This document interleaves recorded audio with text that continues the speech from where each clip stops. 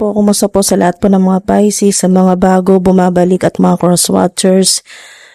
Hingi na po tayo agad ng mensahe or insights para po sa inyo bago matapos ang January 2026 or kung hindi po kayo makahabol bago matapos ang January 2026. Kahit tapos na po ang January kung kailan nyo po ito mapanood dahil timeless naman po ito mga dude. Sa mga Pisces, pahingi po kami ng mensahe.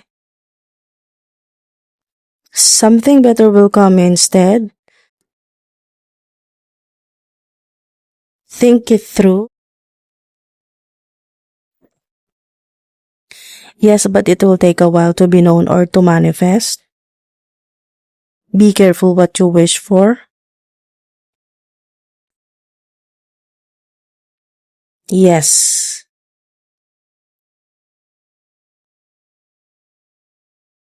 Expect the unexpected. Let it go. Okay. Kunin na natin to.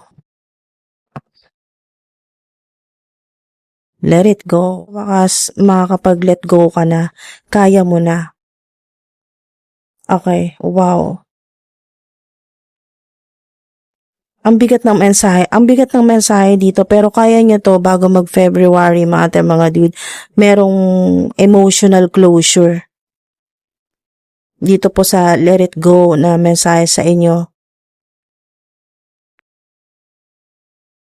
Maaring matagal mo na rin itong pinag-isipan or pinag-iisipan mo sa kasalukuyan or habang ito nanonood ka or sa ilan bago mo mapanood ito ay may pinag-iisipan ka or malalim ang iniisip mo. Yan, tungkol yan dito sa finally letting go. Yan po, let it go. Kasi nga, pag napakawalan mo na to or magkaroon na ng closure, okay, at pinalaya mo na yung sarili mo sa kung ano man to na kailangan mo talagang i-let go na at matagal mo na rin pinag-iisipan, something better will come instead. Yan po, mga dude. Napakaganda niyan. Yes na yan. Double yes na kayo dito. Dalawang yes yan. Okay? Double yes na yan. Be careful what you wish for kasi darating sa'yo kung ano man yung hinihiling mo unexpectedly. Ayan o, expect the unexpected. Ganda na mensahe sa inyo, mga dude. Okay, so hingi tayo ng lucky numbers, angel numbers sa mga may gusto lang po. Meron kayong 5, 11, 9, 1, 3, 6. Maring significant sa inyo mga numero na yan. Angel numbers, lucky numbers. Hingi pa tayo ng mensahe. Okay, bago mag-February, may emotional closure na. Wow! Sa wakas. Lalo na yung lagi kayong biktima. Biktima na sitwasyon, biktima na mga taong nasa paligid po ninyo na hindi maganda yung ginagawa or trato sa inyo. Kaya hindi mo rin maiwasan na mag-complain na talagang parang hindi patas. Okay? No more complaining na. Ito yung vibe ngayon. Kasi finally letting go kung ano man po yan na bigat na nararamdaman po ninyo sa dibdib po ninyo. Take back your God-given power by affirming that you have an abundance of choices and freedom. Diba? Synchronize. Ano yung nabanggit ko kanina? Okay, so, ano yung mensahe sa inyo kanina? Freedom, diba? Parang finally letting go. Ang sarap ng pakiramdam, ang gaanan ng pakiramdam po ninyo pag nangyari ito. Okay, ang gaanan ng pakiramdam po ninyo once na mangyari ito na makapag-let go ka na. Magkakaroon ng emotional closure. Mga dude.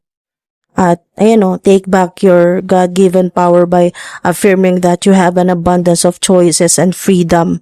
Yan po, freedom. With your increased confidence and assertiveness, watch these positive affirmations blossom into reality. Ang gaan sa pakiramdam niyan, mga dude. Napakaganda na mensahe sa inyo. Yan yung maaring sa sobrang stress o emotional baggages na yan na dala-dala mo ng ilang taon, ang bigat niyan. Lagi mong naiisip, ang bigat niyan pag naaalala mo, parang naiiyak ka sa inis na ayun no, dahil may victimhood or parang victim vibes, parang ganon, victim energy na parang lagi ka na lang biktima ng pangyayari. Ganun po, mga dude. Pero, yes na. Okay? Yes, double yes ka na dyan. So, finally, letting go.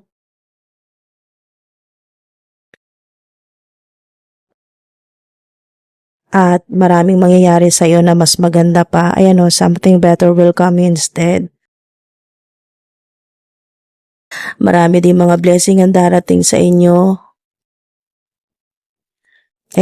Maaaring may kinalaman sa yung mga tao na harsh talaga sa iyo magsalita or paano ka tratuhin. Cut off, 'di ba? Cut off. Wow, ito na rin po 'yun, letting go. Okay, ito din po yung cut off, let it go. Para magkaroon ka na ng freedom. Ganda. Intervention. Wow. Freedom. Mararamdaman mo talaga yan. Kung ikaw ito, yung parang pakiramdam mo ni rescue ka talaga ng Divine Universe. Ang gaan ng pakiramdam mo dyan. Or gagaan ang pakiramdam mo. Maaring itong emotional na kailangan magkaroon ng closure ay may kinalaman sa karmic relationship, may third party relationship. Okay? So, natutunan mo na kung anong dapat mong matutunan, lalo-lalo na itong January or bago matapos itong January, may lesson na may kinalaman sa third party relationship. Kung ano man po yan, mga dude na napaka-karmic ng energy, emotional closure, sigurado yan. Yes yan, confirmation, yes. Magkakaroon ng emotional closure bago mag-February. Finally, letting go. Tagal mo nang nahihirapan. Kaya, expect the unexpected. Maraming blessing ang darating sa'yo. Mga tao na darating sa'yo na hindi karmic.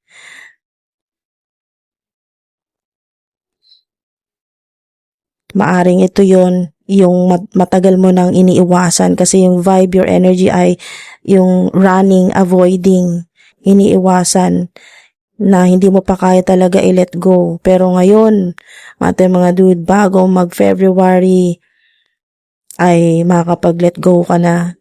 Ito, maaari may kinalaman din sa kung karmic man ito, third party situation or third party relationship, paulit-ulit bumabalik itong tao na to o yung memories. Kaya ang hirap i-let go para sa'yo. Pero ngayon, wow, finally letting go, mga dude. At bumalik ka dito sa energy. Yes, something better will come instead. Unexpectedly yan. Ano man yan, pera, career, negosyo, ano man po yan, mga dude, o romantic partner, ex, kung ano man po yan sa sitwasyon po ninyo, bago mag-February, magkakaroon ng emotional closure.